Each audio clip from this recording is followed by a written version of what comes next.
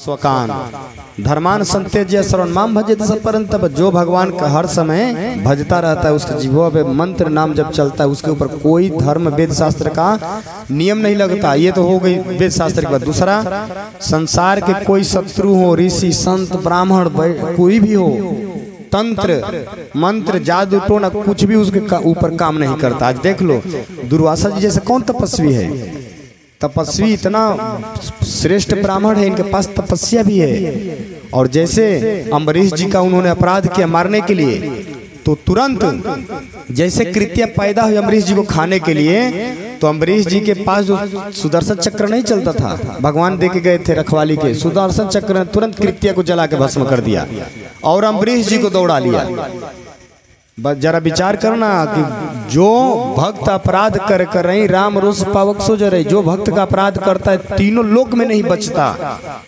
आज अम्बरीश जी इतने बड़े महात्मा ब्राह्मण हैं, साक्षात शंकर भगवान के अवतार हैं, लेकिन आज अम्बरीश वैष्णव भक्त का अपमान किए तो सुदर्शन चक्र मारने के लिए दौड़ाया। पहले भागे भागे गए कहाँ? ब्रह्मा जी के पास। ब्रह्मा जी से बोले प्रभु बचा लो। किससे? सुदर्शन से। चल भाग यहाँ से। उन्होंने डांट के भगाया। सुदर्शन से दुश्मनी लेके आया है मेरे पास। अब भागे भागे गए शंकर जी के पास, प्रभु बचा लो। किससे? सुदर्शन से। भोले बाबा ने ऐसे त्रिशूल दिखा, मेरे पास मत आना, तुम भगवान के सुदर्शन चक्र अथवा विष्णु का तुम अपराध करके आए हो भक्तजनों का। अब सोचे अब कहाँ जाए। अब भागे भागे गए भगवान विष्णु के ही पास गए, दंडोत के प्रभु मुझे बचा लीजिए। किसे से? तो सुदर्शन। अच्छा एक और बात है, सुदर्शन पीछे पीछे दौड़ रहा है लेकिन मार नहीं रहा है। यह शिक्षा इससे लेना चाहिए। चाहता सुदर्शन तो कबे सीताराम कर देता, लेकिन जैसे चित्रकूट में जहाँ राम जी 12 वर्ष तक बन रहे हैं, जहाँ अपना दास वहीं निवास करते हैं, तो वहाँ पे जब राम जी किशोरी जी यानी सीता जी जब वनवास गए थे, तो प्रायः सभी लोग जानते हैं कि राधा और कृष्ण ने ही रास रचाया, पर राम जी और सीता जी 99 रास रचा लिए। सर्वप्रथम रामावतार में राम जी ने किशोरी जी के साथ 99 महारास चित्रकूट में किया। जैसे 100वां रास हो रहा था, उस समय किशोरी जी को राम जी मेहंदी लगा रहे थे पाँव में, चरणों में इधर मेहंदी लगा रहे थे। किशोरी जी बैठी थी। स्फटिक शिला है, चित्रकूट कभी जाएंगे तो, ये हमारे परीक्षित महाराज जो चित्रकूट घूम आए हैं, स्फटिक शिला गए हैं, वहीं पत्थर पे स्फटिक शिला पर राम जी किशोरी जी का श्रृंगार कर रहे थे, पाँव में मेहंदी लगा रहे थे महाराज रास रचाने के लिए। इतने में जो इंद्र का पुत्र जयंत है, आप लोग स्वस्थ हो ये दोनों, अच्छा ध्यान में चलिए, स्वस्थ हुई।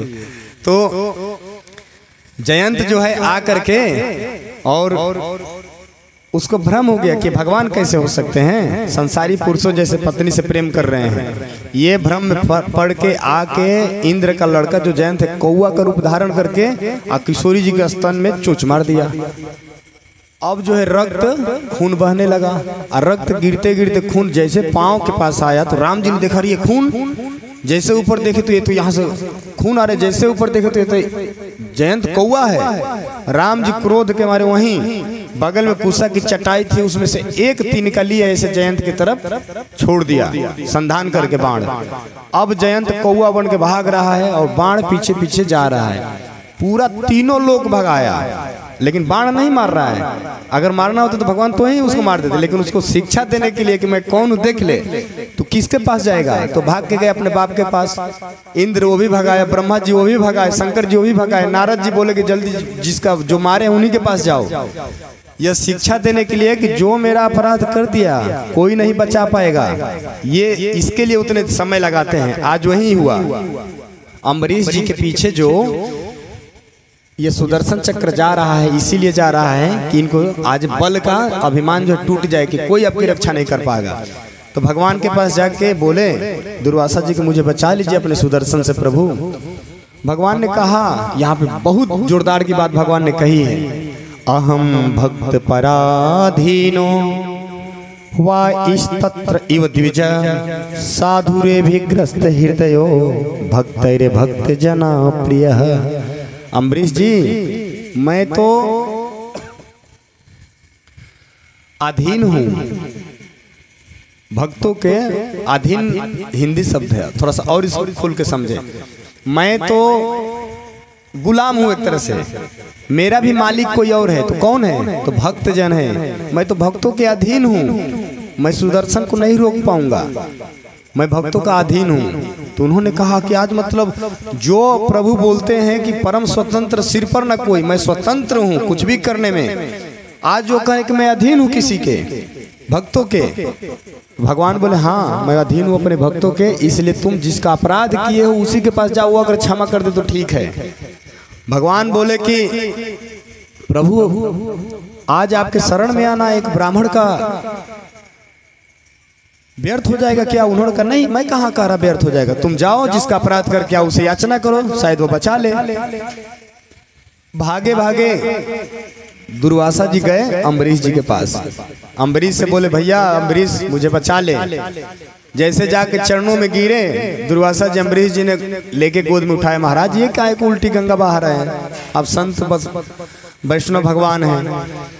अम्बरीश जी से बोले दुर्वासा जी कि पहले तो बाद में ये लंबी चौड़ी बड़ाई करना, पहले अपने सुदर्शन को शांत कर। तब अम्बरीश जी ने कहा हे सुदर्शन, अगर मैं आपका भक्त हूँ, सूर्यवंशी राजा में उत्पन्न अपने पूर्वजों के धर्म अनुसार मैं छात्र धर्म को निभाते आपके भक्ति किया हूँ, हे सुदर्शन शांत हो जाओ। नहीं शांत हुए सुदर्शन, उसी तरह चक्कर काटते रहे गोल गोल में अम्बरीश जी के, दुर्वासा के पीछे पीछे।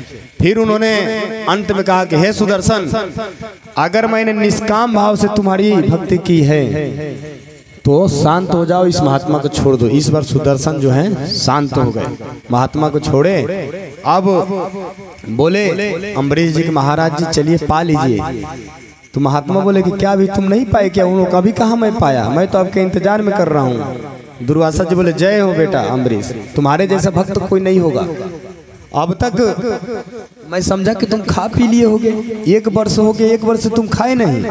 अम्बरीश जी बोले कि नहीं, अभी तक मैं भोजन नहीं किया।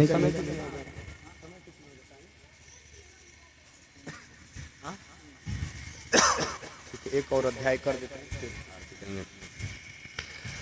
अथ द्वादशोऽध्यायः श्रीशुकवाच कुशस्य चातिथिस्तम् अस्मात्रीधस्तसुतो नभः पुण्डरीकोऽस्य तत्पुरतो क्षौमधन्वा भवततः देवानिकस्ततो निःपर्यात्र्यो ततुस्तः ततो बलस्तस्माद् वज्रनाभो कर्षभवः खङ्गरस्तस्माद् विद्रविभवतः सुतः ततो हिरण्यनाभो यद्रयोगचार्यस्तु जयमिने शिष्य कौशल्याध्यात्म याज्ञवल्क्य ज्ञादयतः योगं महोदयार्षि ग्रन्थिभेदकं पुष्यो हिरण्यनाभस्य ध्रुवसन्धितो भवतः सुदर्शनो अग्रिमणः शीघ्रस्तस्य मुरुः सुतः योगसावतेयो सिद्धकला ग्रामपाश्रितः कलिरन्ते सूर्यवंशं नष्टं भाययिता पुनः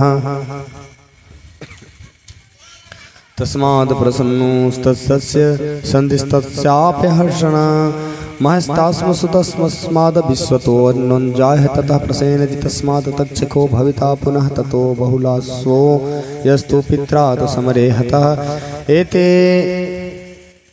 एते हिच्छाकुपुल आतिथः श्रवाङ्गनगतान् बृहस्पतिः भविता पुत्रो नाम बृहद्रथः उरुक्रियस्तस्य वृद्धो भविष्यति प्रविमस्ततो भानुदुर्गा वाहिनपतेः सदेवस्ततो वीरो बहिस्तोत्र भानुमना प्रतिकाश्चो भानुमतः सुपर्किवस्तत्सु भविता मद्रुवेतो सुनाश्चोत्र पुष्करः तस्यान्तरिक्ष सत्पुत्रः सुपास्तमित्रजितः विहद्रजस्तु तस्याविबहिर्स्मात् कृतञ्जयः रणञ्जतस्यः सुतः सञ्जयो भाविता ततः तस्माक्षोगत्य सुधोत्य लङ्घितास्तस्स्मितः ततः प्रसेनजित तस्माद् शूद्रको भावित ततः रणको भाविता तस्माद् सुरतस्नन्ता सुमित्रो नाम तिष्ठतान् एतो बहुला शून्यः इच्छाकुर्मणे वंशं सुमिता तो भविष्यति यस्तस्य प्राप्यं राज्ञानं सस्ता प्राप्स्ति वेकलो इति श्रीमद्भागवते महापुराणे परमहंस संहितां नवमस्कन्धे मिच्छाङ्कुं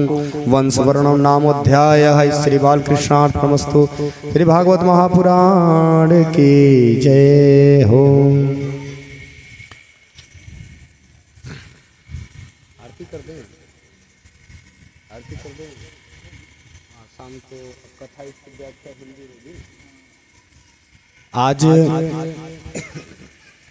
भगवान के विविध लीलाएं, माखन चोर लीला एवं गोवर्धन लीला झांकी के माध्यम से सभी भक्तजनों को देखने को मिलेगा। तो आप अधिक से अधिक संख्या में पधारे। और अभी जो हो रहा था पारायण हो रहा था, दिन में भी हमारे सुबह से ही आचार्य जी बैठे थे, पारायण चलता रहता है। तो शाम की इसकी व्याख्या होती है, कथा होती है। तो आप सभी लोग समय से 5:30 बजे कथा पंडाल में पधारे और आइए हम सभी लोग मिलके आरती करते हैं। एक दीपक में जरा लीजिए, थोड़ा सा पंखा बंद कर दीजिए, पहले पंखा बंद कर दीजिए, पहले पंखा बंद कर दीजिए।